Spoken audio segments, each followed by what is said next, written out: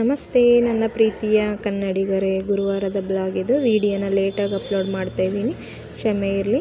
ಬೆಳಗ್ಗೆ ಎದ್ದು ಪಲಾವ್ ಮಾಡ್ಕೊಳ್ಳೋಣ ಅಂತೇಳಿ ಪಲಾವ್ ರೆಡಿ ಮಾಡ್ತಾಯಿದ್ದೆ. ಸೋಯಾಬೀನ್ ಹಾಕಿದೆ, ಸೋಯಾಬೀನಲ್ಲಿ ಹುಳ ಇರ್ತವೆ ಅಂತ ಹೇಳ್ತಿದ್ರು.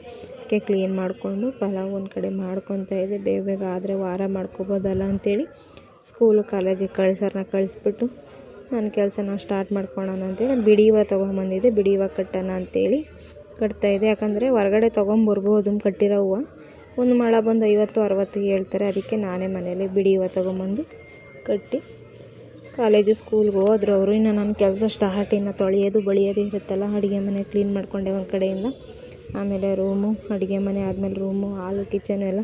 ಆಮೇಲೆ ಹೊಸ ಮನೆಗೆ ಬಂದಾಗಿಂದ ದೇವ್ರ ಸಾಮಾನು ಇಟ್ಟಿರಲಿಲ್ಲ, ಕಳಸ ಏನೂ. ಹಂಗಾಗಿ ಸ್ಟ್ಯಾಂಡ್ ತೊಗೊಂಬಂದು ಹೊಡೆದಿದ್ವು. ಅದಕ್ಕೆ ಎಲ್ಲ ದೇವ್ರ ಸಾಮಾನೆಲ್ಲ ಕ್ಲೀನ್ ಮಾಡಿಕೊಂಡೆ. ವಾರ ಮಾಡೋಣ ಅಂತೇಳಿ ವಾರನೂ ಆಯಿತು. ಆಮೇಲೆ ಬಿಸಿಲಿತ್ತು ಅಂದ್ಬಿಟ್ಟು ರಾಗಿನೂ ಈಚೆ ಒಣ ಹಾಕ್ತೆ.